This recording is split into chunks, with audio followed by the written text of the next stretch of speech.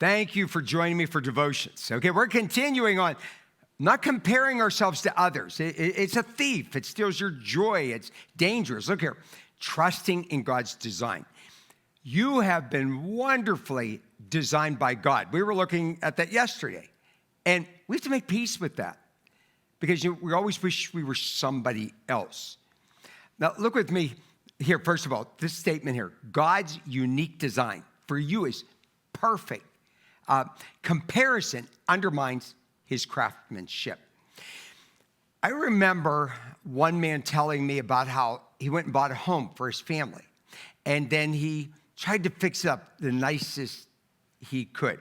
Well, one of his little snotty-nosed kids, teenagers, they were embarrassed with the home in which their father had provided. And it made him feel really bad about what he provided for his family. Okay, now, I tell that dad, I don't give a rep. Okay, just don't. Don't give a rep what your kids think. Don't look for your identity, mom and dad, in the approval of your children. Don't do it. You look only to him and the gifts I have. And I found with my own children, my children are gifted unbelievably in areas that I'm not gifted in. And they've done really well. And I'm so happy for them. Okay, but also to question God on how he's created you or what he's given you naturally is really insulting to God. God planned you that way for a reason. Look here, Jeremiah 29:11. We know this verse, for God says, I know the plans I have for you, declares the Lord. Plans for welfare, talking about doing well, not what we think is welfare, and not for evil, to give you a future and a hope. Listen, I talked about having delusional faith this weekend. Delusional faith. I believe we honor God when he gives us just something so little and we blow it up and we do something wonderful with it. So there's some people that are one talented people and they wipe out the 5 talented people. This goes on all the time. Oh, can you imagine? Oh, how God is going to reward them for eternity. But they're doing it for the Lord and others and for his honor and his glory. Comparing yourself to others is like questioning the artist who painted your life's canvas. So you're turning to God who he painted the picture. It's a portrait of you.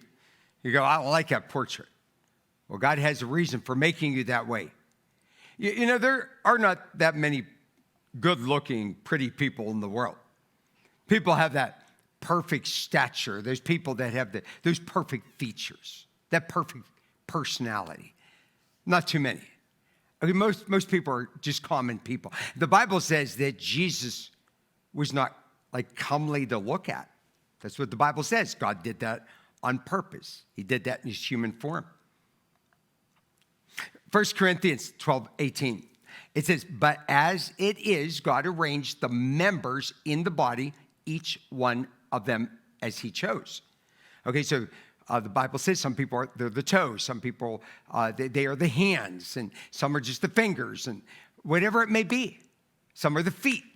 They do all the hard work. But God created you to use your talents, to use your abilities, to use your experiences. God permitted horrifying things to come into your life because it's going to make you a really loving, humble, caring person. You can be like that spoiled brat person. Everything has to be perfect. They're depressed if things don't work out. You're not that person. Okay, that's all part of God's great plan. Your value lies not in matching somebody else's gifts, but in using the gifts God imparted you. So it's a sin to compare yourself with other people. So listen, Dal, I want you every day to thank God for 3 new things to start out the day, which you're thankful for that he has given you. Let's start that today.